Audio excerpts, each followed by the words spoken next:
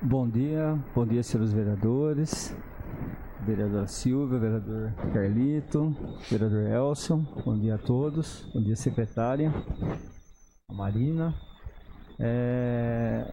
Audiência pública da Secretaria Municipal de Saúde, prestação de contas do terceiro quadrimestre de 2021.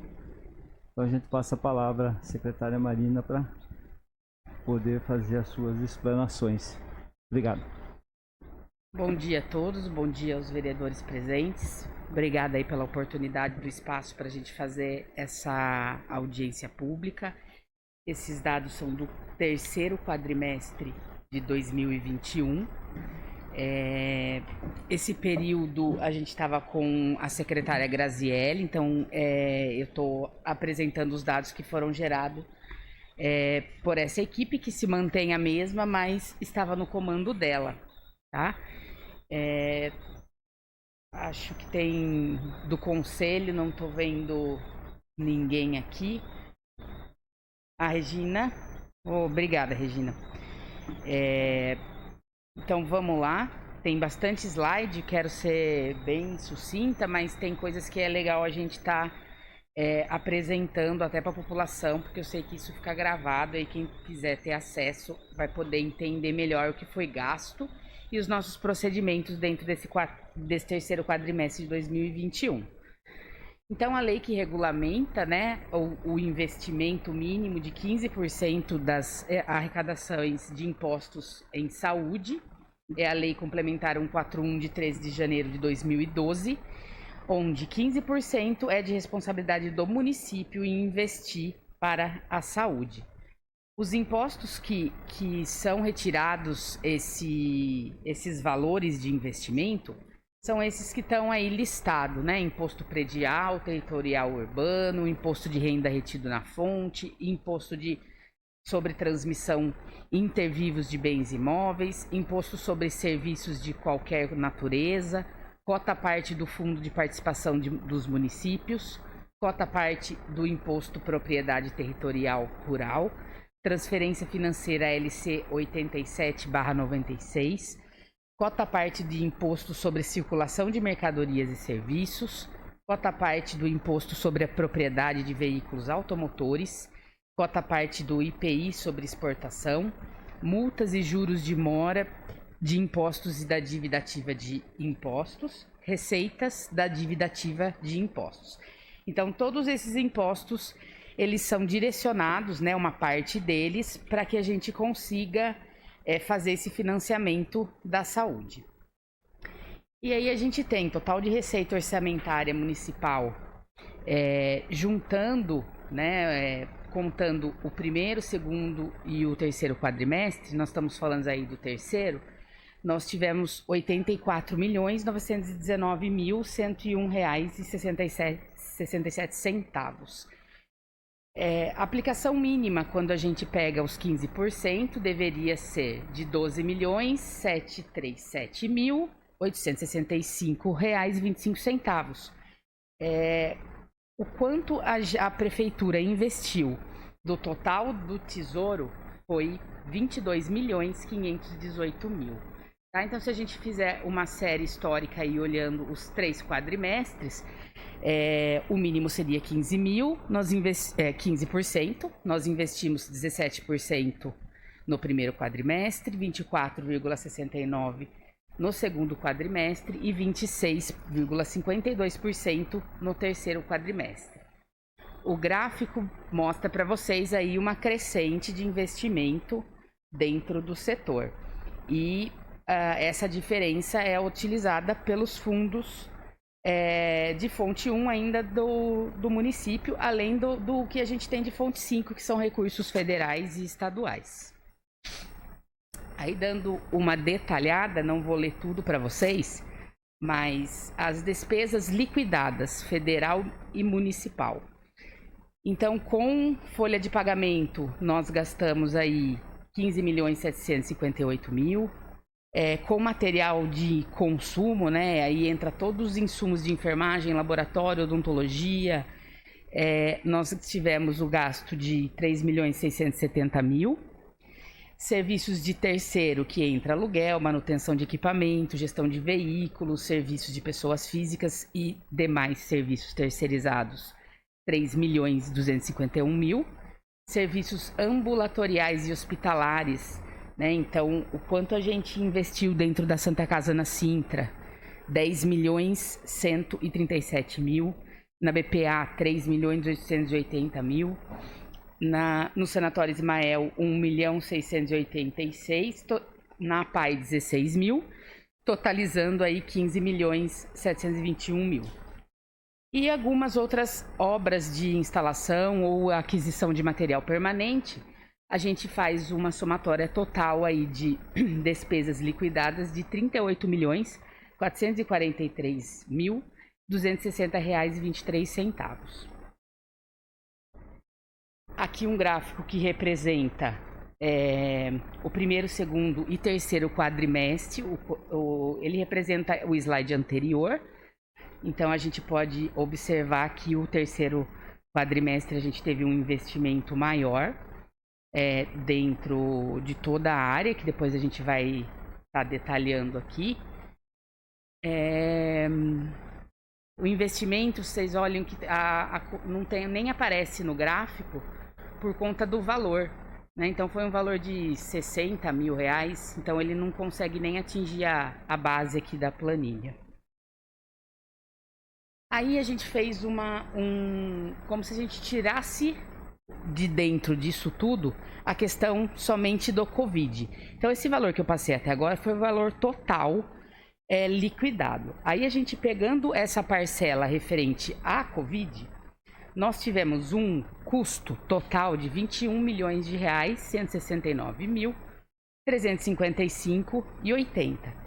E vocês podem ver que nos itens 1, 2, 3, 4 e 5 são os mesmos itens apresentados no slide anterior. Muitas coisas estão zeradas porque a gente não necessitou, mas a gente pode ver que o grosso desse investimento, ele está dentro do serviço hospitalar, né, que tem R$15.659.858,07. E o grosso realmente, então, tá dentro da questão hospitalar. E aqui tem o resumo do ano inteiro, ele não é só do terceiro quadrimestre, tá? Então, a gente teve aí, vamos ver, no primeiro quadrimestre 5 milhões, no segundo 8 milhões e no terceiro 6.900. Aí entrando dentro das receitas em saúde, tudo que a gente teve de receita, aí falando dos eixos de atenção básica, serviços, custeios de ações e serviços da média e alta complexidade, vigilância em saúde, assistência farmacêutica, e a gente fez um separado que é sobre as emergências em saúde pública, que está ligada à Covid-19. Nós tivemos um total de receita de R$19.796.847,87. Pode passar, pessoal. Se tiver dúvida, fiquem à vontade para perguntar, tá? Olhando no gráfico, claro, a gente vê que a questão de emergência em saúde pública, que nós já estamos lidando com isso há mais de 2 anos, é nossa maior fonte de receita. E aí nesse terceiro quadrimestre foi onde chegou também mais receita, mas também é a nossa maior fonte de pagamento, de liquidação, de liquidez dessa receita. Então, esse ele só representa os valores do slide anterior. Falando um pouquinho da estrutura da Secretaria Municipal de Saúde, nós temos a atenção primária, que trabalha com... A gente dividiu em área urbana e área rural. Então, dentro da área urbana, nós temos 12 unidades. Dentro delas, 19 equipes de saúde da família, 18 de saúde bucal. E isso engloba 67.746 pessoas cadastradas dentro do nosso sistema de saúde, o que significa, em média, 23.300 famílias cadastradas. Na área rural, nós temos 3 unidades. Isso aqui é uma representação ainda do ano de 2021. Esse ano a gente já desmembrou USF Rosas e USF Boa Vereda. Então, para a próxima apresentação, nós vamos ter 4 unidades de área rural. Eu peço licença para vocês para eu tirar a máscara. Acho que a gente está num distanciamento legal aqui, né? Eu consigo respirar melhor. E aí a gente pode ver que mesmo na área rural nós temos equipe da saúde da família e equipe de saúde bucal. São 4 unidades, 2 equipes de saúde da família, uma equipe de atenção primária, que essa é a unidade de Pedrosos, ela não é cadastrada como estratégia saúde da família, mas é uma unidade básica. 3 equipes de saúde bucal, com 5.000 pessoas cadastradas, em média 2.000 famílias. Se a gente juntar 5.600 com 67.746, a gente chega basicamente na população total de Amparo cadastrada pela Secretaria Municipal de Saúde, pela Estratégia Saúde da Família ou Atenção Básica. Isso é praticamente 100% de cobertura dentro do município das pessoas com acesso e cadastradas dentro do nosso sistema. Dá licença, posso falar? Por que os Pedrosos não entram como unidade da família? Qual o objetivo? Os Pedrosos, ele é uma unidade que ele não tem quantidade. A Mari está aqui, ela é diretora de atenção primária. Eu não sei se eu vou ser bem... Você quer responder, Mari? Eu acho que é mais a sua área. Talvez eu...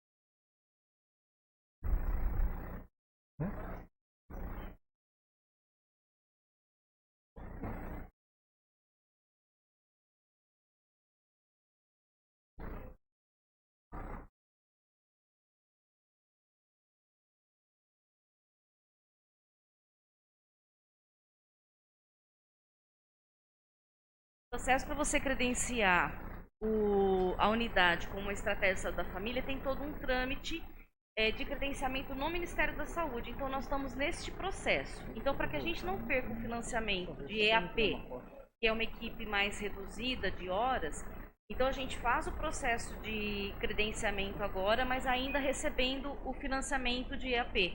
Mas aí, de qualquer forma, nós já adequamos como 40 horas de equipe completa. Contemplou?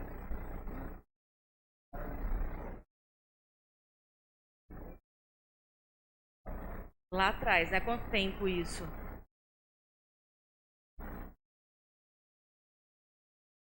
Há mais de 6 meses a gente tem o que aconteceu algum tempo atrás, a médica adoeceu. Então a gente teve alguns dias sem reposição, mas foram poucos dias. Agora já está completo, tá tudo ok. É importante falar, pessoal, que quando a gente vai fazer um cadastro de unidade de saúde dentro do Ministério da Saúde, ele tem que ter todos esses profissionais que a Mari citou e ele tem que ter uma população mínima estipulada, né? Porque eu não posso pegar e montar uma unidade de saúde que eu tenho obviamente o financiamento, mas os custos são maiores que o financiamento. Por exemplo, uma área de, vamos dizer, de 1.000 pessoas que não tem como pôr uma unidade de saúde só para esse território. Qual a quantidade mínima? Mínimo de 2.000 pessoas, não, ou famílias. Mínimo de 2.000 pessoas, tá? Mínimo de... porque muda bastante. Era 3.000, antes era 4.000. E a gente está seguindo... Tem muitos lugares que ainda usa o 4.000 como base para criar uma unidade. A gente hoje está conseguindo ter as unidades e as equipes formadas para 2.000 pessoas, tá? Esse território de Pedrosos é complicado, ele não é regularizado, ele é bem perto de Morungaba. A gente teve bastante trabalho para conseguir fidelizar essa equipe, né? Mas acredito que agora já está resolvido essa questão. Inclusive o prédio do local não é adequado, mas também é um prédio alugado, a gente pode fazer alteração. Então é muito complicado a gente fazer aquisição de imóvel ou construção dentro de um local que não está regularizado, né? Mas essa população ela usa bastante sim o posto, e pensando nisso a gente conseguiu contemplar. É a mesma coisa de eu falar para vocês, os Firrosas e Boa Vereda, elas eram divididas, era uma única equipe que fazia metade de um período em uma unidade e metade do outro. Agora a gente conseguiu desmembrar, mas se você for ver nas diretrizes do Ministério, pela quantidade de pessoa que essas equipes atendem, poderia ser uma unidade única. Mas a gente pensa em territorialização, na facilidade de acesso do usuário, e a gente conseguiu separar isso daí. Da saúde, eles não diferenciam entre cidade e rural, não? Quantitativo? Não, mesma coisa. Mesma coisa. Mesma coisa. Posso passar? Aí a gente colocou um pouquinho da produção, né? Total. É total, Sidney? Sidney? Do terceiro quadrimestre. Mas é total do terceiro quadrimestre por categoria. Então, agente comunitário, 13.139 visitas, técnico de enfermagem, quase 40 mil procedimentos, enfermeiro, quase 30 mil procedimentos, médico, 28, quase 30 também, dentista, 10.387, psicólogo, 640, totalizando 119.563 atendimentos. Se a gente der uma olhadinha no gráfico abaixo, a gente teve uma pequena queda, mas também não é coisa muito considerável. Acho que temos que entender a dinâmica da Covid-19, que, por exemplo, nesse terceiro quadrimestre a gente estava mais tranquilo, porém, logo no finalzinho de dezembro as coisas já começaram a mudar e a gente já teve que movimentar tudo de novo. Então, para a próxima apresentação, talvez nós tenhamos uma queda no atendimento de população geral, e com certeza um aumento expressivo do atendimento Covid, que foi o nosso auge, foi agora em janeiro. Então, nessa a gente tem que ficar remanejando. A gente tem uma estratégia muito bem definida, com diretrizes, mas as questões de emergências públicas, elas acabam fazendo com que a gente tenha que fazer modificação. E isso, com certeza, prejudica o atendimento de outras patologias. E é isso que a gente tenta bater dentro da secretaria, bater não, né? Mas orientar e até discutir quando a gente faz algumas reuniões mais macro, de não perder o foco e o atendimento de outras patologias.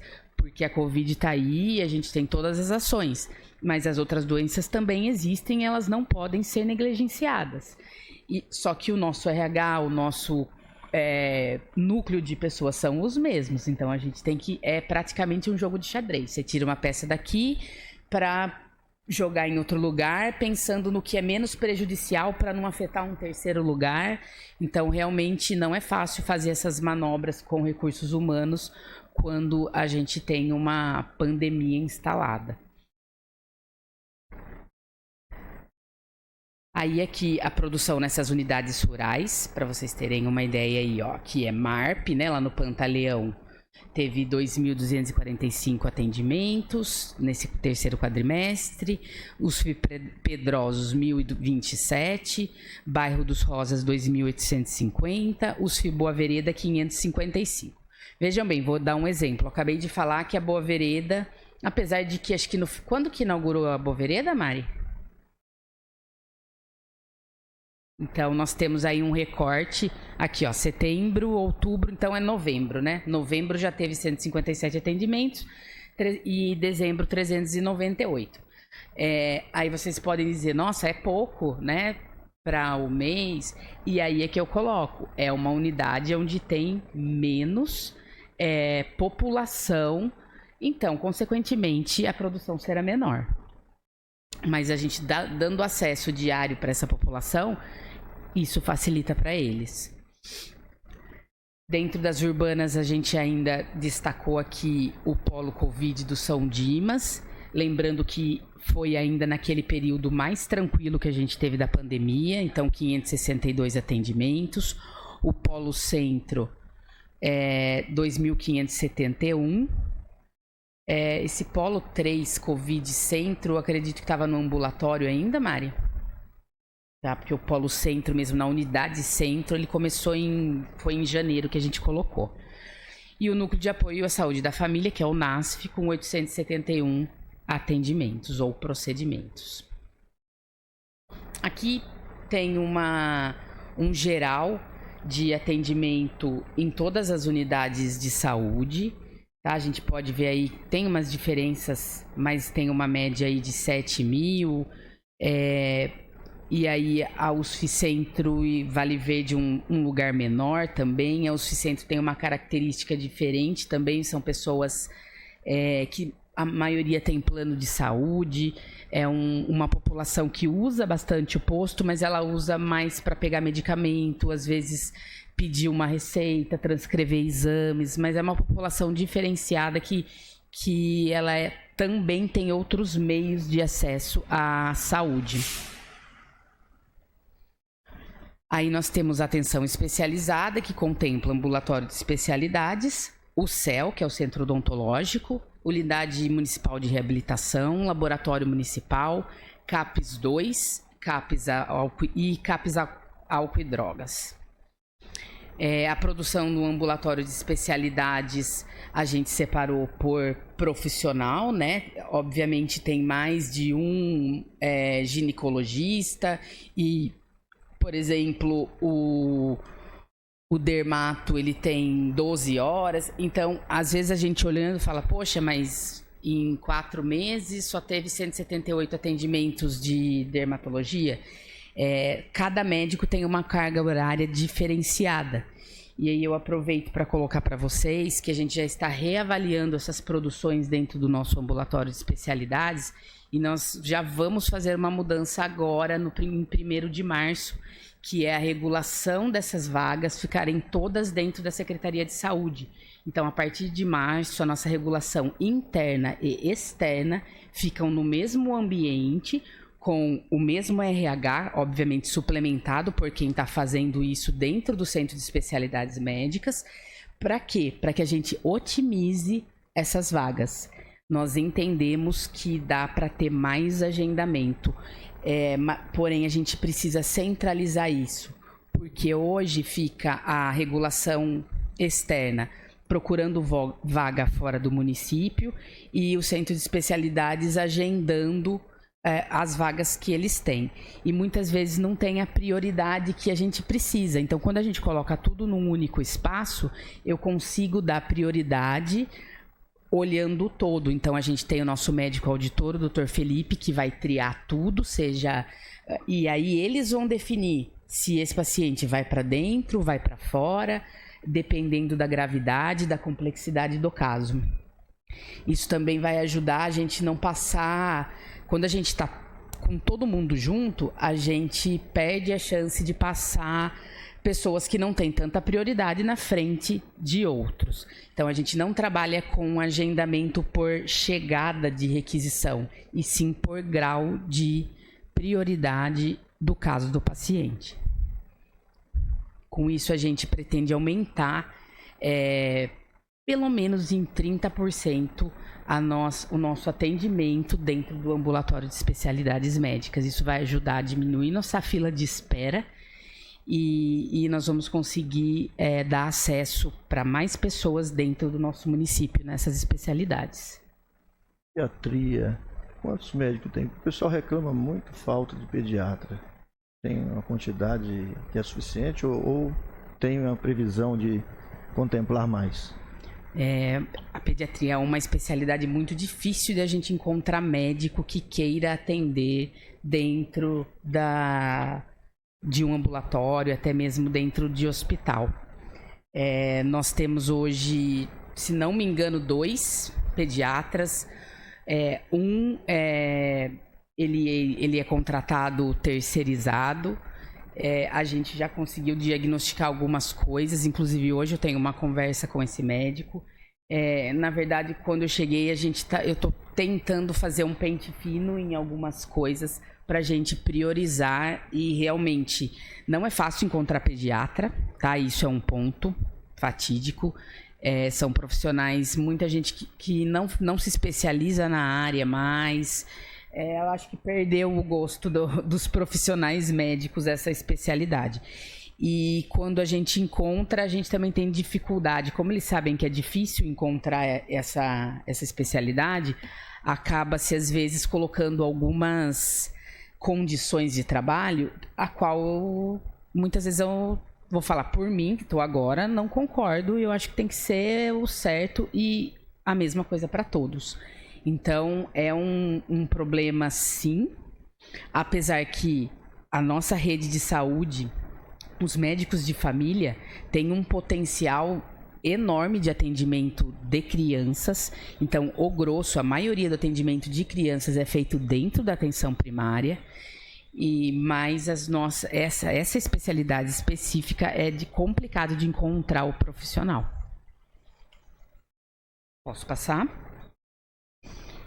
Aí, a gente olhando o comparativo dos 3 quadrimestres, a gente percebe uma diminuição no atendimento do centro ambulatório de especialidades, o qual disparou para mim essa dúvida, e aí que a gente fez todo esse movimento de mudança que acredito que o ponto vai ser na regulação, para que essas agendas já cheguem prontas para eles não terem autonomia de falar, olha, eu atendo só 3, eu atendo 5. Dentro acho que de todas as secretarias, nós definimos, se a gente olhar uma agenda do AMI, o AMI já manda a agenda pronta, e nós fazemos isso também. E o profissional que trabalha ali, ele tem que se adequar ao quantitativo. Obviamente que nós não vamos marcar 1 por minuto, não é essa a questão. Mas tem especialidades que dá para fazer um agendamento com um tempo menor de espaçamento, certo? Então aqui está bem nítido o decréscimo do atendimento, porém a gente já está agindo nessa questão. Acredito que esse primeiro mês pode ser complexo, complicado, vai ter resistência da parte médica, mas não tem saída. Eu preciso olhar, nós como gestão, a gente tem que olhar para o macro, eu tenho que olhar para amparo. Eu não posso olhar para uma pessoa, para uma especialidade, para um território. Eu tenho que pensar em tudo. Aqui a produção do centro odontológico, a gente pode ver que teve um aumento considerável. Isso se dá a 2 coisas, né? Eu acho que esse período da pandemia ter tido esse relaxamento, na verdade, conseguiu com que essa profissão que tem mais acesso às vias respiratórias do paciente e que necessita, por exemplo, de um tempo maior para fazer um atendimento, porque a cada atendimento você tem que fazer uma terminal no local, que é uma limpeza geral, você tem que trocar todos os equipamentos. Então, a gente consegue ver que teve um aumento aí nesse 3º quadrimestre. Eu acredito que esteja associada com a flexibilização e com o afrouxamento da pandemia. Dentro da unidade municipal de reabilitação, onde estão locados fisioterapeutas, fonoaudiólogos e terapeutas ocupacionais, nós também tivemos um aumento considerável, quase de 50% aí do último quadrimestre para esse, totalizando quase 3 mil atendimentos. Posso? Pode. A respeito tanto do dentista, depois eu vou voltar aqui nessa... O pessoal reclama muito que isso até na época do miota acontecia, se não me falha a memória, fazia não só limpeza, mas nem obturação, mas fazia também canal. Hoje não faz canal, por quê? E por que tem unidade que tem 2 dentistas e tem outros que não tem? Não seria o caso de remanejar para poder solucionar esse problema? A equipe de saúde bucal, se vocês olharem quando eu coloquei aqui, ó.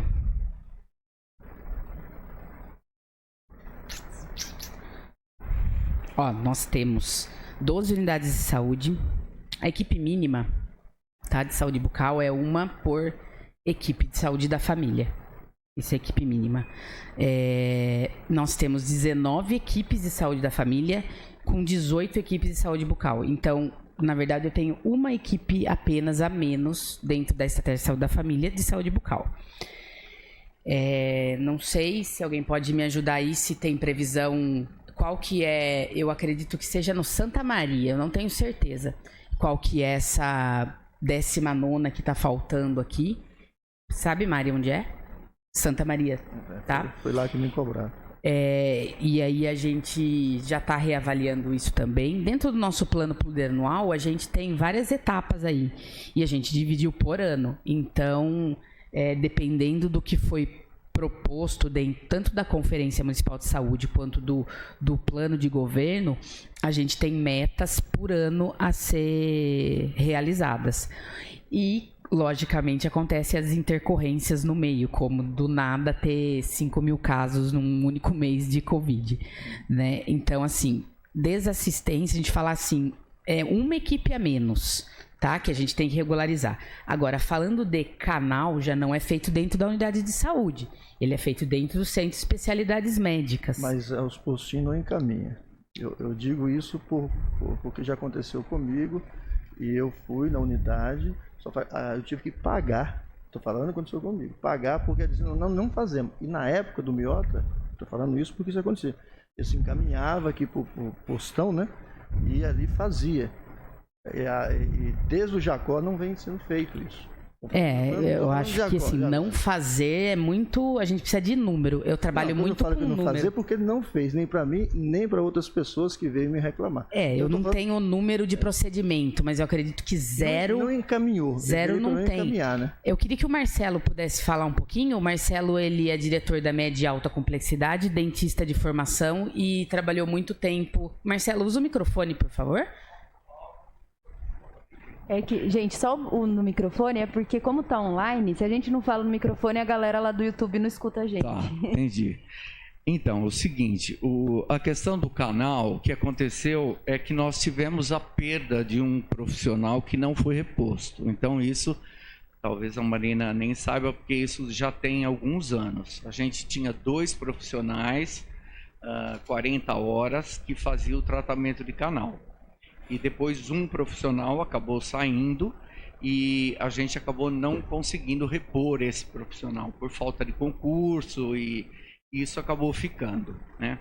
A demanda de tratamento de canal é muito grande, então nós nunca paramos de fazer o tratamento de canal. É que acabou ficando uma fila de espera muito grande e a gente acabou tendo que ter algum critério de seleção, porque senão fica uma fila sem critério nenhum, fica difícil. Então a gente acabou criando alguns critérios relacionados à idade, a priorizar dentes anteriores, tipo um jovem perder dente anterior por falta de canal. Então, como a gente tinha vamos dizer assim, um mar de demanda e uma piscina de oferta, então a gente teve que estabelecer alguns critérios para poder priorizar.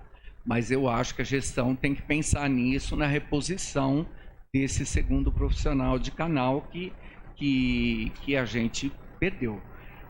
Mas nós nunca deixamos de fazer canal.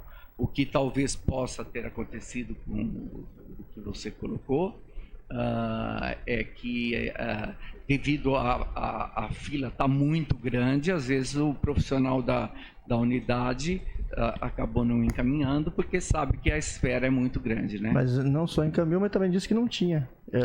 Disse que não tinha. Se dissesse assim, nós temos, mas entendi. Mas disse que não, o posto de saúde não faz.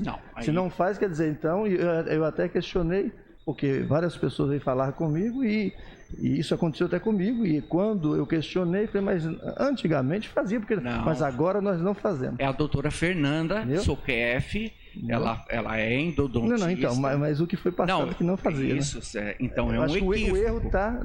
Poderia dizer assim, a demanda é muita, nós não temos condições, a fila será grande, é melhor procurar, então, um particular, por causa da dor. Tem que esclarecer, né? Isso seria o mais viável. Explicando aqui. Isso. Não pode um profissional falar que não é feito. Então. Né? Então é isso. Nós fazemos, não paramos nunca de fazer. É que a fila ficou grande. Só para completar, Marcelo, na outra administração foi questionado isso, o secretário, porque na contratação, a não contratação do segundo especialista, na época, em reuniões assim, foi questionado isso, por que não contratar um outro? Porque não é de agora, isso faz tempinho, né? Na verdade, nós batalhamos muito para a contratação desse profissional. Sim. E isso acabou não acontecendo, entendeu? Mas muito. Inclusive a própria Fernanda, que é a dentista que faz canal, ela acabou ficando super sobrecarregada. E a demanda de canal é muito grande, porque as pessoas têm, teoricamente, 32 dentes na boca. Então... a quantidade de canal é muito grande, diferente de uma prótese. A pessoa foi lá, ela fez a prótese, está resolvida a situação. Agora o canal não. Ela foi lá, fez hoje um canal, isso não exime ela de daqui 6 meses, ela precisar fazer outro canal. Né? Então tem algumas especialidades que elas têm uma demanda muito grande. E o canal é quase que infindável. Por isso que eu acho que a gente tem que ter critérios. Se a gente colocar 5 endodontistas, talvez a gente não dê conta do município. Então eu acho que o município tem que ter critérios, ou seja, uma pessoa que tenha muitas perdas dentais, ou seja, já teve várias perdas. Então a gente tem que analisar. É alguém que cuida do dente, é alguém que tem higiene. Então essa pessoa tem que ser eleita para fazer o canal. Tá? Porque nós não vamos dar conta de fazer canal de uma população toda. Mas eu acho que a gente tem que abrir o acesso para o tratamento do canal. Então sobrou para a Marina agora resolver essa questão. Eu gostaria de colocar que essa semana ainda... Tá bom, Marina? Obrigada, Marcelo. Obrigada. Só 2 apontamentos. Primeiro, talvez uma falha da unidade em falar que ela não faz canal, e isso é verdade, ela não faz canal. A unidade de saúde da família, a unidade básica de saúde, não é especializada em fazer esse procedimento de endodontia. Mas ela tem, obviamente, a obrigação de encaminhar para esse serviço que, como vocês já viram, vai ficar um bom tempo parado, até porque tem critérios de exclusão. Só para a gente fazer um resgatezinho. Para eu chegar até um canal, a gente precisa avaliar vamos ver, desde criança, que ações a gente fez dentro da estratégia da família, na escola, para conscientizar a escovação de dentes, uso de fio dental, a higiene bucal. Porque é uma pessoa que tem vamos dizer, essa orientação desde cedo, e é esse nosso papel dentro da atenção básica, ela vai ter canal bem mais tardio. Né? Agora a gente pega algumas situações onde não tem não usa escova de dente, não usa fio dental, a criança já com canal... E aí que a gente tem que fazer essa prioridade do caso, como o Marcelo disse, senão eu posso ter 5 dentistas fazendo canal que ainda vai ter fila. Então, esse critério para realização ou não, ele nunca vai deixar de existir, tá? Sobre a contratação, não é só endodentista que eu preciso de muitas outras coisas. Inclusive, essa semana, mesmo... sabendo que dentro do RH está para abrir um concurso público, eu oficializei o Recursos Humanos da Prefeitura, considerando que a gente tem um déficit gigante de profissionais, para saber quando será aberto o concurso público.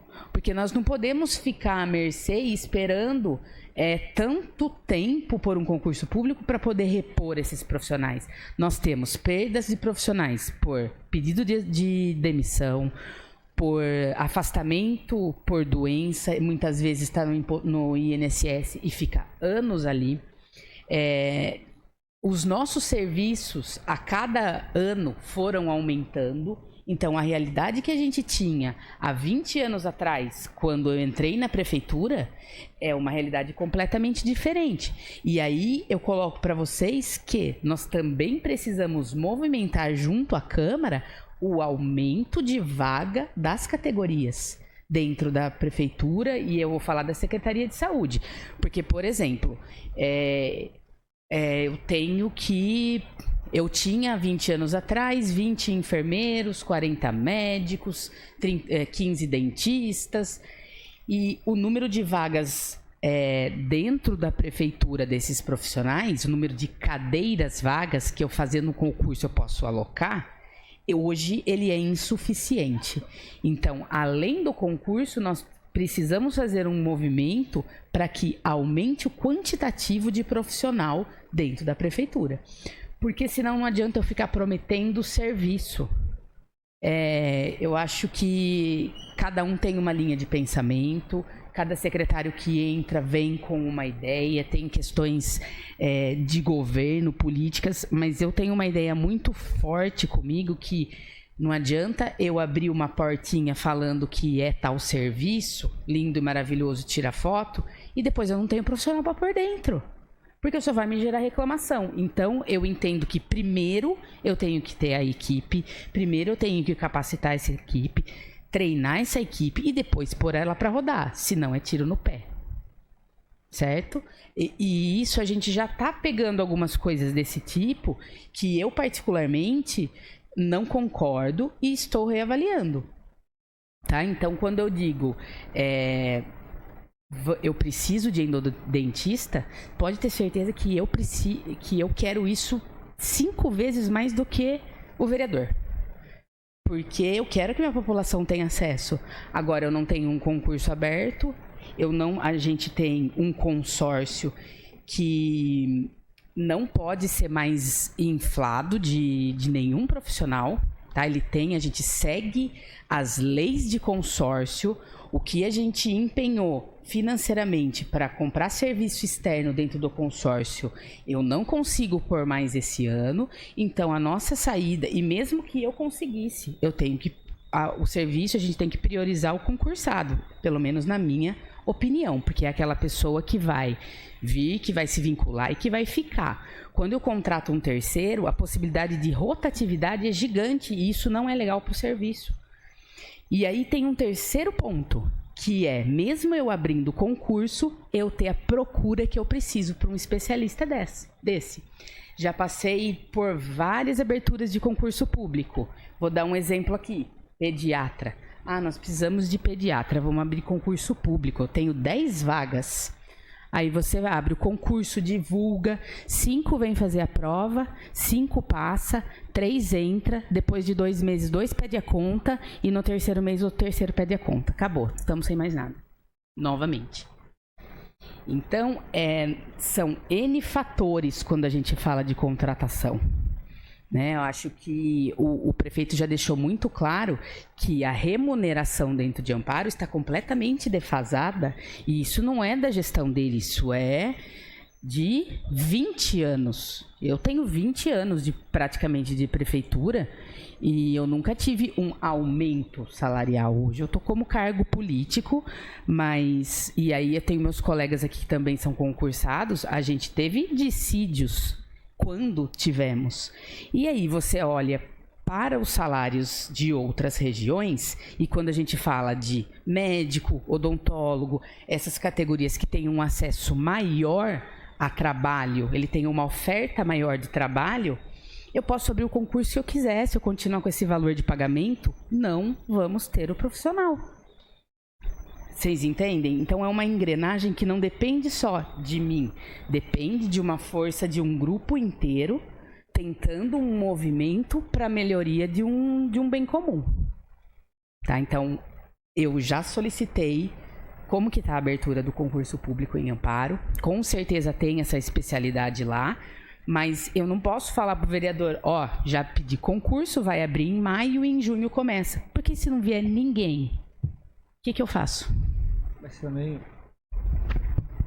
tem aquela situação, né, Marina? Não adianta abrir concurso se a gente tem os valores achatados, né? Os salários achatados. Você não vai achar profissional. Exatamente. Então, a pessoa vem, que nem você falou, pega, fica um pouquinho e já vai embora, acha uma coisa melhor. Exatamente. Se não resolver essa questão, né? Eu acho que até os vereadores aqui é consenso entre todos. A discussão nossa aqui, a discussão nossa tem que ser feita alguma coisa, né? Eu acho que o prefeito agora tem que mandar um projeto para a Câmara para adequar os salários dos servidores.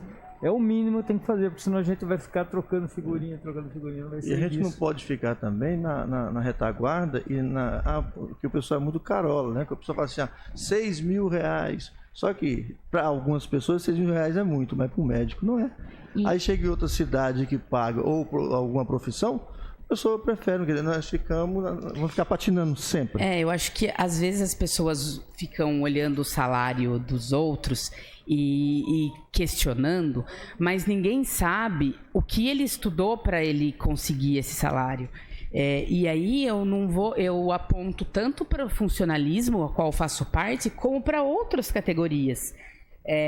Eu, como funcionária pública, assumir uma secretaria de saúde não é vantajoso para mim financeiramente, em nenhum momento. Mas é uma questão de ideologia, uma questão de pensar em tudo que foi construído e não deixar degringolar. Mas se eu fosse pensar no financeiro, para mim como secretária não compensa. Né? Então, até esses cargos, quando a gente precisa de alguém qualificado, a gente tem que entender o quanto ele estudou, quais qualificações ele tem e o valor que ele tem. Né? E aí são valores agregados, não adianta eu tabelar, falar assim, um médico vale 10 mil, porque o mercado ele gira. Se na cidade do lado estiver pagando 15 mil, ele vai sair. E se na outra estiver pagando 20 e tiver uma estrutura melhor, se tiver um benefício melhor, se tiver um lugar mais gostoso de se trabalhar, mais bonito, ele vai sair. Né? Diferente aí eu falo dessa categoria, mas posso estar citando qualquer outra, diferente de quem já está, vamos dizer, participou da construção, que aí você tem um apego sentimental, então é difícil você simplesmente largar tudo e abandonar, porque você tem projetos ali, né? Você batalhou por projetos. Então você tem uma questão de empoderamento daquilo. Agora tem profissionais que realmente, se eu, por exemplo, se eu sair de Amparo, eu vou procurar o serviço que me pague melhor. Eu não tenho vínculo com as outras cidades, diferente do que eu tenho aqui. Mas quando você fala, numa situação sua, se tem um valor melhor, a gente, dentro da rede, você pode conseguir um secretário, porque ele sabe que não vai ter tanta perda de salário. Você entendeu? Mas é dentro da rede, né? Não, porque muitas das vezes é pegar... Sou da rede. Então, você deixou o seu trabalho ganhando mais, vamos dizer assim, para poder assumir uma secretaria ganhando menos. Se há uma possibilidade de ter um valor melhor, você consegue pessoas boas dentro do concursado mesmo, dentro ali mesmo. Exatamente. Na verdade, exatamente.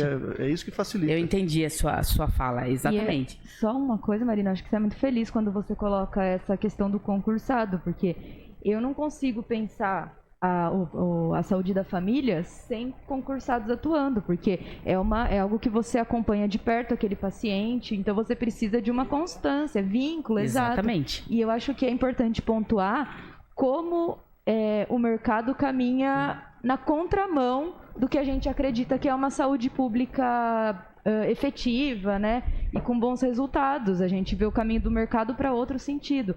E essas questões da própria profissão, o médico, né? A gente tem uma coisa no Brasil de elevar, claro que é uma profissão digníssima, né? Dependemos muito, mas eu acho que a gente tem uma questão de elevar num patamar, no ponto de vista simbólico, a questão de ser médico. E aí, quando a gente olha na área privada, o salário que o médico ganha muitas vezes chega a 20, 30 vezes mais do que ele ganha no setor público. E o setor público, até por ter regimento fiscal, não consegue pagar aquele salário. Como você vai pagar? Tem médico que a gente sabe que ganha 100 mil reais por mês no consultório privado. Como que um setor público atende essa demanda? Não atende. E aí eu acho muito interessante a gente pensar nesse ponto de vista macro de como o mercado vai na contramão do serviço público. quanto ele acaba prejudicando, né? Exatamente. E são movimentos que tem que ser, não dentro de Amparo, isso tem que ser um movimento nacional, né? De que esse profissional, ele é muito importante. Mas hoje, para vocês terem uma ideia, toda a gestão realizada dentro da Secretaria de Saúde e a gestão que está dentro da Santa Casa é a maioria formada por enfermeiros. A nossa categoria, e aí eu vou puxar a sardinha porque eu sou enfermeira, temos a capacitação de administração. Nós temos isso na nossa grade curricular. E aí, a princípio, poderia se pensar, por que colocar um enfermeiro? E tem muitos municípios que ainda trabalham com secretários médicos, coordenadores médicos, porque ainda tem essa ideologia de que é o top, o profissional top para fazer gestão. Eu tenho minhas particularidades para falar de gestão. Eu acho que Amparo, nós temos praticamente 90%. Ontem o Bira, o presidente do conselho, estava com a gente estava fazendo a comissão, passando para eles essa apresentação, e a gente até colocou, nós temos hoje uma estrutura que só é dessa maneira e que é óbvio que tem problemas, como todo serviço, mas a gente também tem ganhos, mas quem está na liderança de tudo isso são enfermeiros, né? E que tem uma remuneração abaixo do que se é da qualificação que eles têm, porque em sua maioria são especialistas, mestres, e que se for para um setor privado, ou se pegar, por exemplo, uma área de educação, vai ganhar 3 vezes mais do que ganha aqui. Não é uma crítica, eu sei que o prefeito está batalhando para aumentar, para rever essa questão salarial de todos, mas não dá para, em 2022, a gente ainda está na ideia de que o médico é o principal profissional dentro do sistema de saúde. Me desculpem, ele é coadjuvante. Eu acho que na secretaria precisa de gestores. Acho que isso que é importante. Na verdade, o gestor, seja ele enfermeiro, seja fisioterapeuta, mas que seja um gestor, que ele tenha qualificação para poder trabalhar dentro. Exatamente. O meu cunhado, ele trabalhou na UTI em São Paulo, era 4 hospital e ele tomava conta, mas tinha a gestão. Acho que é se fazer gestão. E muitas das vezes não adianta se pegar também por ser médico ou ser enfermeiro, se não tem gestão também. Exatamente. Eu acho que a gestão que é o... E não é uma escolha assim, a Amparo não quer pegar médico porque o médico vai ganhar mais. E tem uma outra questão. Quando a gente fala de gratificação dentro de Amparo e de muitos municípios, ela é por porcentagem salarial. Então, o que um dentista ganha de gratificação para fazer a mesma coisa que um enfermeiro ganha de gratificação, para fazer a mesma coisa que um fisioterapeuta, que um psicólogo. Os valores são completamente diferentes.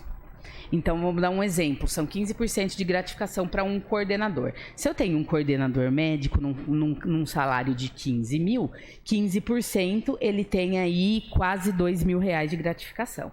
Se eu pego o enfermeiro que tem um salário de 5 mil, 15% para ele vai dar R$700, R$800 para ser coordenador de uma unidade com 3 equipes. Aí eu pergunto para vocês, que vantagem ele leva? Se a gente pensar friamente, vocês aceitariam coordenar um serviço por R$500 a mais? Não é ser tonto, é aí que tá, porque senão eu tô chamando meus colegas aqui todos de tontos. A gente aceita porque a gente tem ideologia de saúde pública. Marina, a gente tem... Só para justificar o meu tonto, é porque eu me considero nessa gama de tontos, porque na escola no passado eu assumi um cargo de 40 horas por 2.100. Então eu me incluo nessa categoria de... Eu, do jeito que sou tonta, aceitaria. Mas financeiramente não... Exatamente, por isso que a gente pensa o seguinte, quando a gente olha, quando a gente aceita uma proposta e quando a gente vê estudos, não é o salário que nos motiva, mas o valor que a gente tem, a autonomia que a gente tem de trabalho, o quanto a gente acredita naquele serviço. Então aqui não temos tontos, temos pessoas que são envolvidas e tratam isso como questões pessoais e emocionais que fizeram parte dessa história. Então é difícil pra gente sair. Eu falo por mim, eu pedi para sair da gestão no começo de 2021. É deixar um legado, né? Exatamente. Eu pedi para sair da gestão no começo de 21. E, de repente, no começo de 22, eu fui surpreendida como secretária. A gente que tem o perfil de liderança e de gestão, é muito difícil você voltar e fazer uma... Não é desmerecendo ninguém, mas a sua mente abre de uma forma que você não consegue ficar só naquilo. Você não tem como não se intrometer numa questão de gestão. Então, a formação de gestor, ele não é só educacional, ele é o dia a dia. Então, hoje nós temos gestores que estão aqui que têm uma formação tanto técnica, com especialização, quanto de carreira. Né? Marcelo, quantos anos de gestão, juntando tudo? Dalila, quantos anos de gestão? Pensando em coordenação, mas gestão. Mari, quantos anos de gestão? Eu aqui e a Camila somos mais novinha. Né? Então, é complicado. Se a gente for entrar nessa temática, a gente vai longe. Quando você pôs lá na frente, eu vi fonoaudiólogo. Vamos lá, vou jogar para frente, tá? Só para eu poder... Eu tenho uma outra reunião, só para eu poder fazer uma pergunta.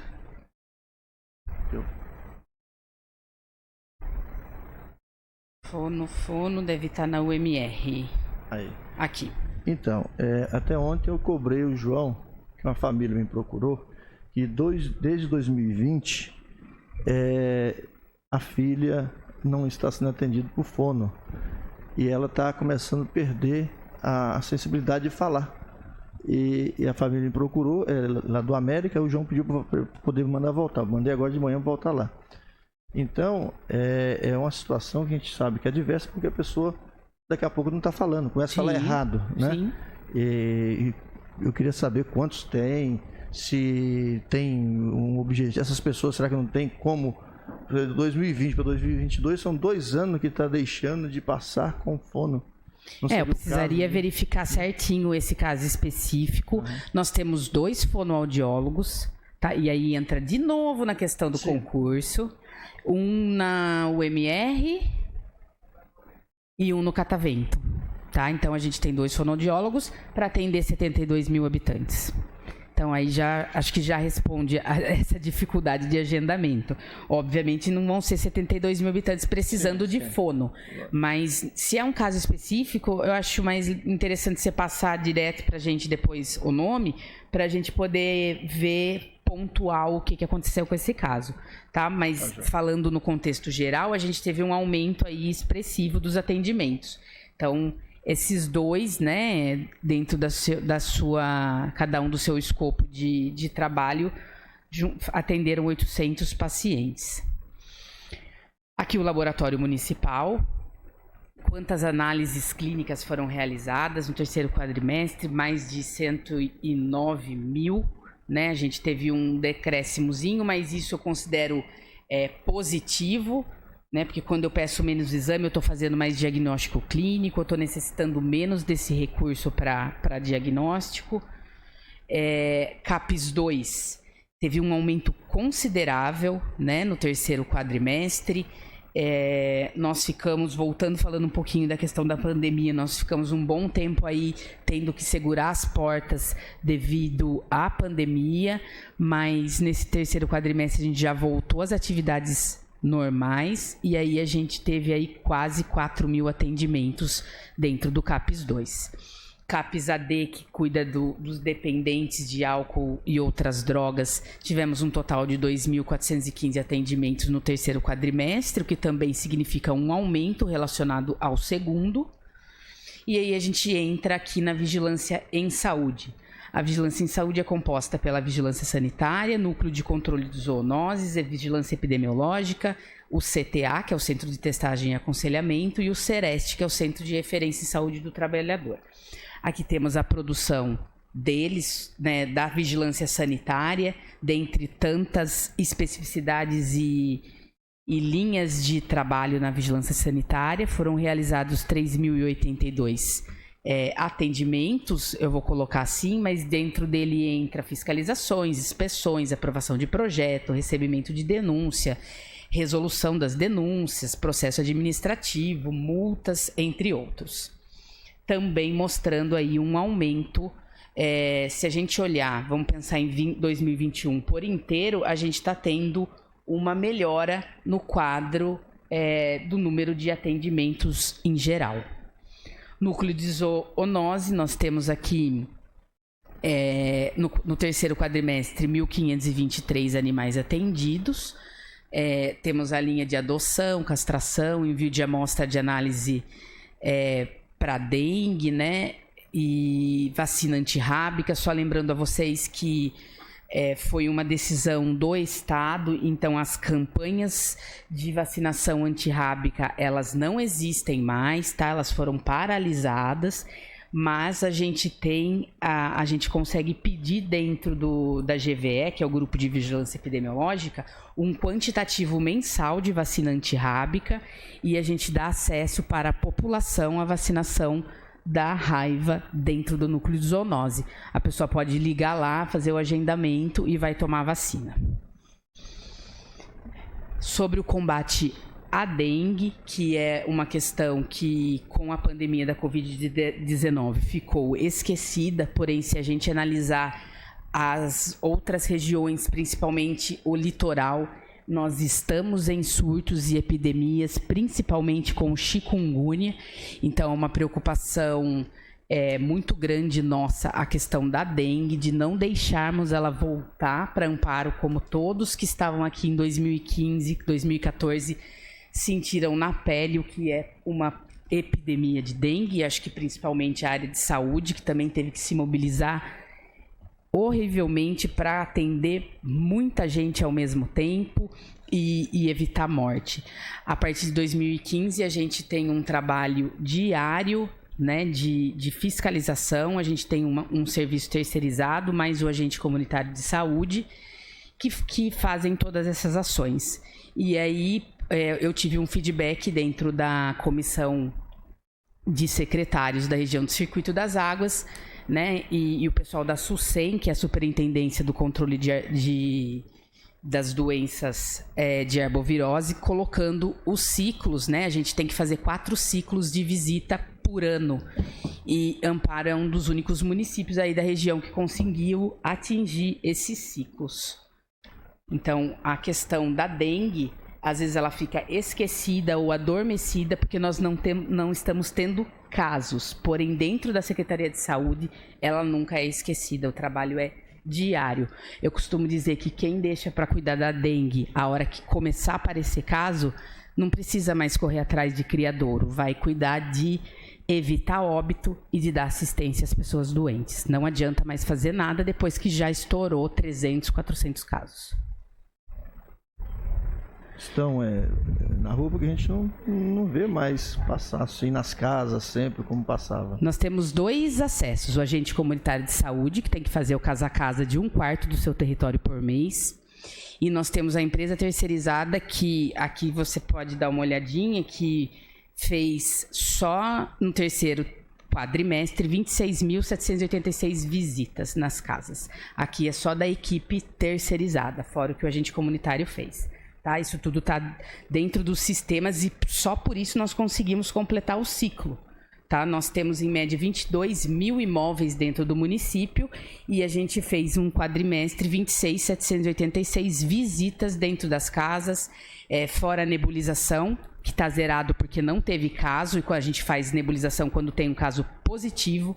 Controle de criadouro, 3.787, ADL, que é um índice de densidade larvária, onde eu faço uma verificação dos criadouros, que tipo de criadouro que é. Então, eu posso falar com toda tranquilidade. A questão da dengue é muito bem controlada aqui em Amparo. Às vezes, vocês não veem as pessoas, mas é que a cidade também é extensa, não dá para a gente ver todo mundo a todo tempo. Mas esses números são fiscalizados, inclusive eles trabalham com um tablet, então assim que eles saem da visita, eles já cadastram essa visita direto no sistema da SUSEM, que é do Estado. E eu acho que resultado melhor é eu te dizer que a gente tem 3 casos suspeitos e nenhum confirmado em 2022. Isso não é sorte, isso não é milagre, isso é trabalho. Às vezes a gente não vê o trabalho porque ele está espalhado, mas a gente tem que analisar o resultado. E o resultado disso é muito positivo. Falando um pouquinho da Covid, então aí tivemos uma diminuição significativa, né, no terceiro quadrimestre. Já adianto para vocês que na próxima audiência esse número vai estourar, porque foi o nosso maior foco em janeiro, desde 2019. Mas tivemos aqui uma situação bem mais controlada. Acontece que a cada variante que surge, nós temos que esperar para ver como ela se comporta e depois fazer a ação. Se todo mundo usar máscara, fizer isolamento, distanciamento social, não entrar na aglomeração, se cada um tiver a sua própria consciência de não se colocar em risco e tomar a vacina, que eu acho que é o ponto principal, as 3 doses da vacina, é muito difícil ou é menos provável que ela adquira a doença. Então, nós fazemos todo um trabalho de divulgação, de mostrar os dados, tudo isso. Mas a prevenção e a autonomia das pessoas, o livre-arbítrio das pessoas, é a consciência de cada um de se vai se colocar em risco ou não. E aí fica muito difícil, porque também não temos 72 mil filhos para chegar e falar assim, fica dentro da sua casa, daí você não sai. Né? Aí fica complicado. Mas nós temos, isso eu posso garantir, dentro da Secretaria de Saúde, uma estrutura para tomar uma ação, como já foi realizada, em um final de semana a gente monta um polo. Não queremos, né, Mari? A Mari até arrepia de pensar. Mas nós temos estrutura para vacinar 10 mil pessoas num dia, se precisar. Nós temos estruturas para atender e montar polo em uma semana, se precisar. E assim faremos, se necessário. Agora tem que ter a contrapartida, né? A população precisa se envolver mais. Olha aqui, a gente está chamando uma audiência pública, por mais que possam pensar, 9 horas da manhã, é um horário que está todo mundo trabalhando. Sempre tem uma desculpa. Se eu marcar às 18 horas, daí a pessoa também não pode porque é a hora que ela está saindo do trabalho. Então a gente vê muita cobrança, mas pouca contrapartida dos deveres. Temos direitos e deveres, né? E as pessoas se veem mais no direito do que no...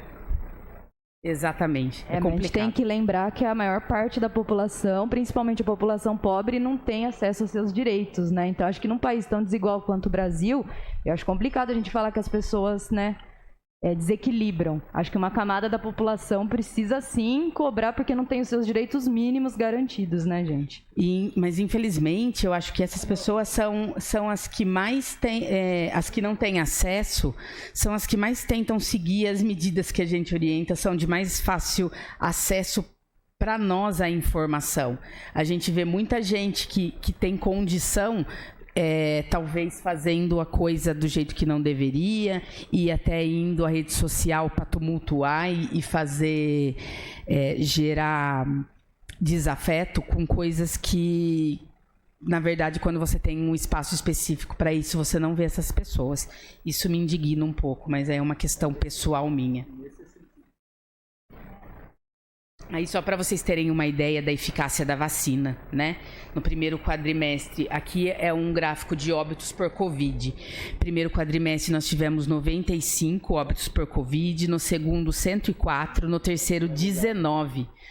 Pensando que a linha vermelha, a pessoa estava com 1 dose de vacina, a linha amarela, a pessoa estava com 2 doses de vacina e a linha verde, a pessoa estava com 3 doses de vacina. Então, isso mostra para vocês, pessoal, que com a dose de reforço, a chance de óbito por Covid é mínima. E aí a gente olha a nossa porcentagem de reforço, ela não está do jeito que a gente gostaria. Nós temos praticamente mais de 100% de pessoas adultas vacinadas com primeira dose, temos 95%, 98% com segunda dose e temos em média 45%, 50% com dose adicional. E aí, quando eu olho para esse gráfico, eu penso que a dose de reforço ela é que realmente dá essa segurança maior para a gente evitar o óbito. A vacina nunca foi prometida que ela curaria a Covid, que a gente não teria Covid. É a mesma coisa de eu falar da vacina BCG, que toma a hora que nasce. Ela é para evitar casos graves de tuberculose, mas isso não impede que a gente pegue tuberculose. E a Covid é a mesma coisa. E aí aproveito para falar que a questão das crianças, então, a gente está não só Amparo, mas Campinas, Brasil, com uma dose, uma cobertura baixa da vacinação das crianças. Estamos fazendo o possível para divulgar isso, para dar tranquilidade aos pais a levar as crianças a vacinar. Não queremos ter uma postura impositiva de simplesmente cumpra-se a revolta da vacina de novo. Não sou a favor disso. Acho que as pessoas têm liberdade de expressão, de querer fazer ou não. E o nosso papel é mostrar o quanto as crianças que tomaram a vacina estão bem e protegidas aí. E aí me estranha o pai e a mãe tomar a vacina, mas na hora de levar a criança, ela não, para as crianças, ela acha que não deve tomar.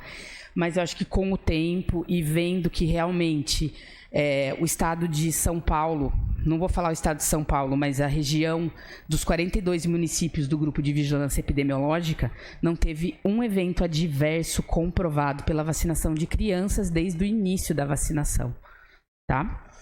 Aqui a gente tem os agravos, não vou detalhar, isso fica dentro da vigilância epidemiológica, são as fichas de notificação compulsória que são realizadas dentro das unidades de saúde e que dentro da vigilância epidemiológica nós colocamos no sistema, a gente faz uma investigação, a unidade também, e totalizando aqui, fora a Covid, tá, pessoal? 290 notificações. Se eu for falar para vocês de Covid, o último levantamento que eu fiz em 2021 foram digitadas dentro da vigilância epidemiológica por 3 a 4 pessoas, no máximo, 24 mil notificações de Covid. Isso não significa 24 mil casos positivos, mas 24 mil casos suspeitos.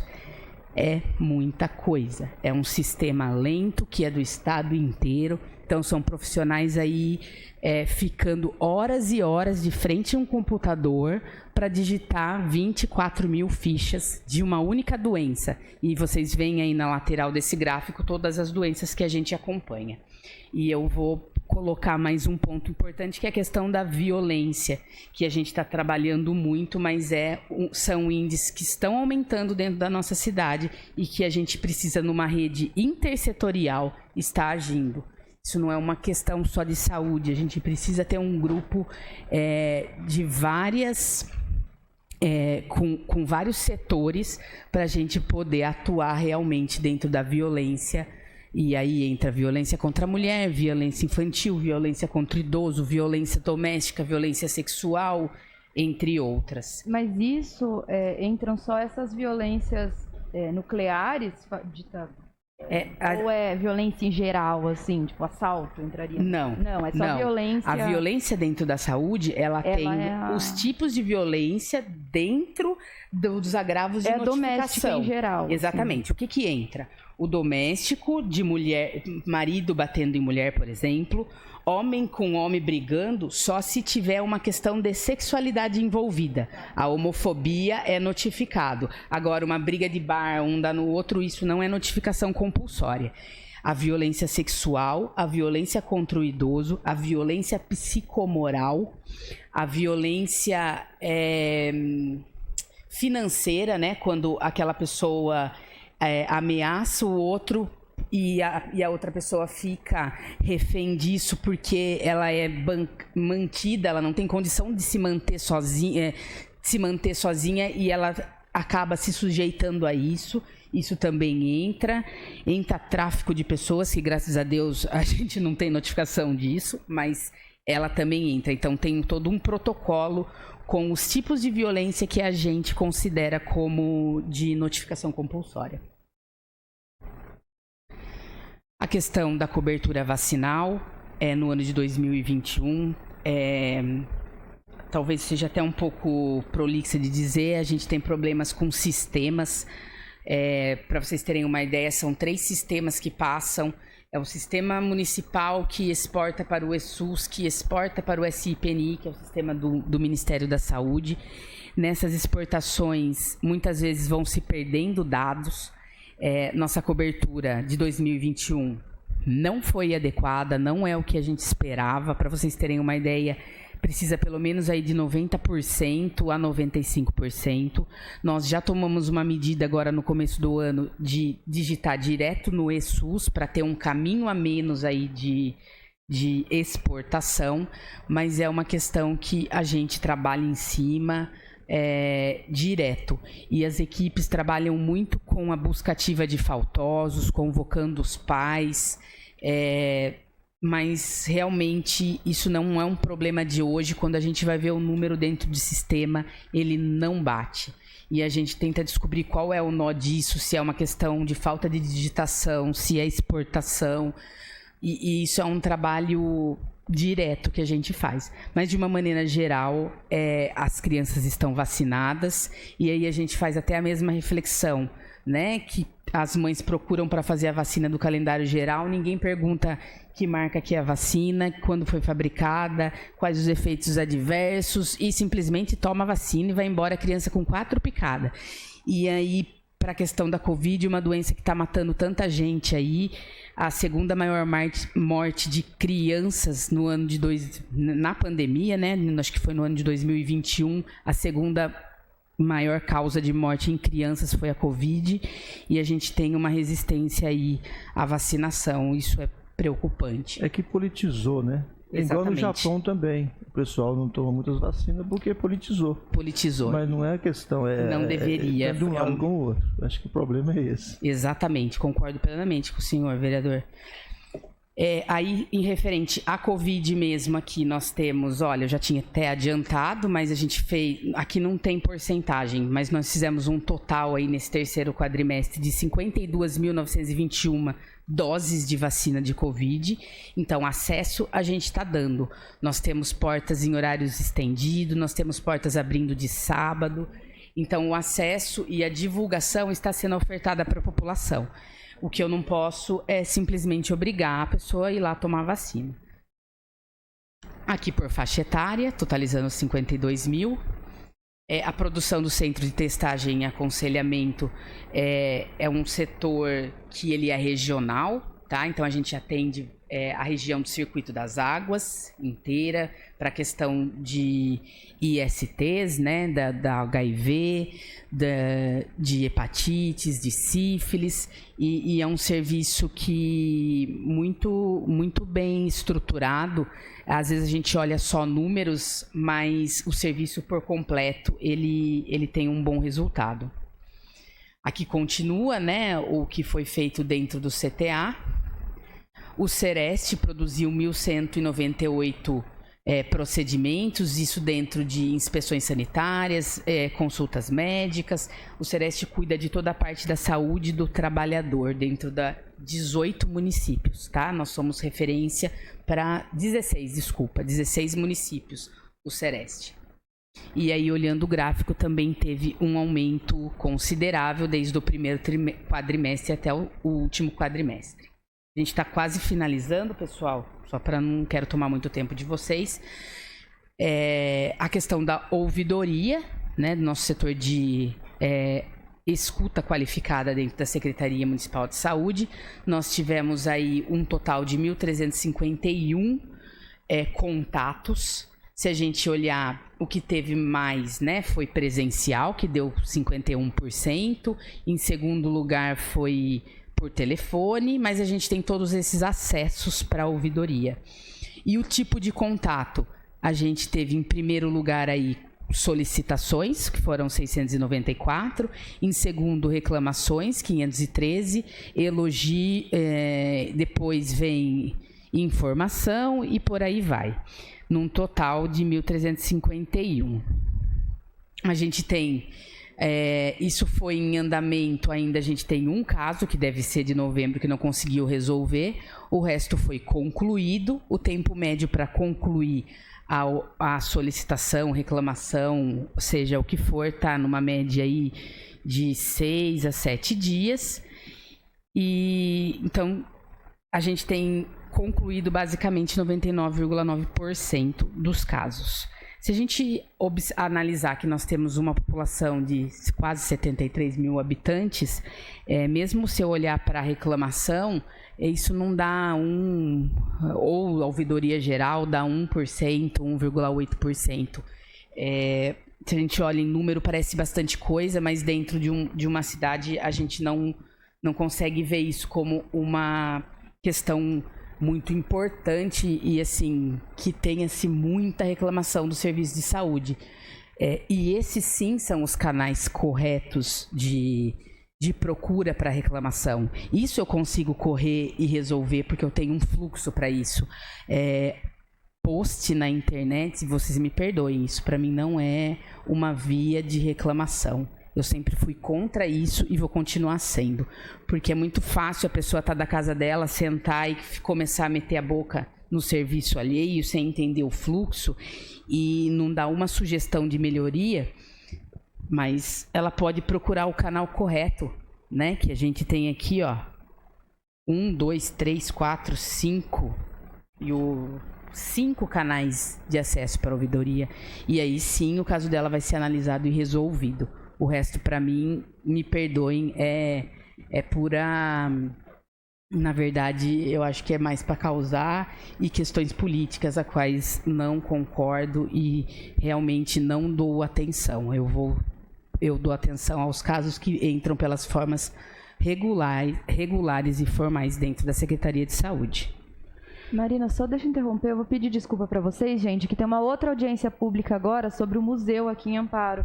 Então eu vou pedir licença que eu tô mexendo aqui já, porque eu tô me organizando que ela tá ok, eu tô terminando aqui já, tá, Silvia? Desculpa.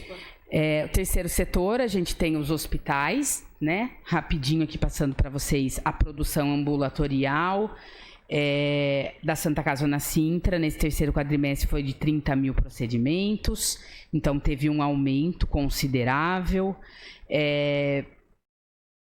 Aqui a questão de internações teve um decréscimo, isso a gente considera positivo também. Se está internando menos, está conseguindo resolver mais a situação dentro da casa, né, do tratamento dentro de casa. As diárias de UTI também teve uma diminuição dos casos clínicos, pediátrico é muito pouco, mas também tivemos uma queda.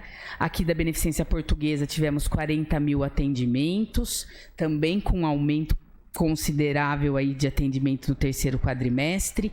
Internações, uma diminuição também considerável, toda.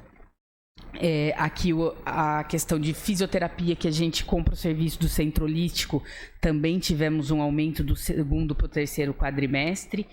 E as internações dentro da Clínica Fazenda Palmeiras também tiveram aumento, o que para nós não é um indicador positivo, e já estamos trabalhando com os convênios para ter meta quanti e qualitativa para diminuir essa taxa de permanência no hospital psiquiátrico, tá? Porque a gente entende que é o máximo que se deve ter de permanência são 90 dias.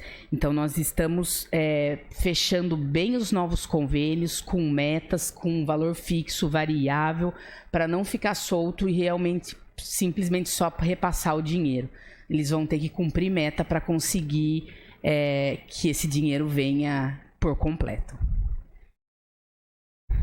Aqui são os municípios onde a Fazenda Palmeiras interna, tá? Vocês podem ver aqui na última linha que a maioria é de fora do plano de pactuação do Estado, mas todo o questionamento, toda a fiscalização, ela é de responsabilidade do município. Então isso é complicado para a gente, mas nós temos agora uma comissão de convênios que vai estar em cima disso. E a APAI, aqui a produção, teve uma grande produção no segundo quadrimestre, no terceiro diminuiu um pouco também. Acho que é isso que eu precisava passar para vocês. Agradeço aí a oportunidade. Se alguém tiver dúvida, estou disponível aqui para responder. Eu só queria perguntar uma coisa para você, Marina. A respeito do... Tramita nessa casa aqui as contas do prefeito Jacó de 2019, que a gente até vai votar. E tem um apontamento lá que, na verdade não é só do questionamento do governo anterior, mas acho que acredito que vem um bom tempo e como você trabalhava lá antes, né, já sabia. É a questão do AVCB, dos postos de saúde, né? Foi regularizado? Está tudo legal agora? Nós fizemos uma contratação, nós não, né? O pessoal que estava antes, porque eu cheguei depois e já estava feito. Certo. Já saiu, Rô?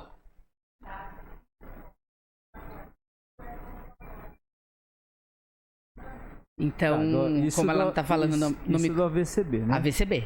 E também tinha um apontamento da questão do alvará da vigilância sanitária em alguns postos de saúde. Todos regularizados. Todos regularizados? Todos regularizados. Ou em processo de renovação, ou aguardando alguma questão que tenha que ser resolvida. Mas com entrada para renovação, eu já assinei vários, e isso é uma coisa que eu bato desde quando eu estava dentro da vigilância em saúde, que da mesma forma que eu cobro os externos, eu tenho que fazer direito dentro da Secretaria de Saúde. Então, a lei é uma só para todos. Tanto que esses dias vieram me falar de um serviço que não está adequado, que precisa fazer algumas adequações e que já faz algum tempo que está sendo notificado. E eu simplesmente falei, auto de infração. Eu não vou falar diferente. Eu tenho que lidar com os meus da mesma forma que eu lido com os terceiros. Não tem 2 pesos e 2 medidas. Nós vamos notificar todo mundo da mesma forma. Tá bom. Mais alguma coisa? Alguém... O pessoal do conselho quer fazer alguma pergunta? Então a gente agradece a presença dos vereadores aqui, do Carlito, da Silvia, do pastor Elson. Agradece também o pessoal, a representação do conselho.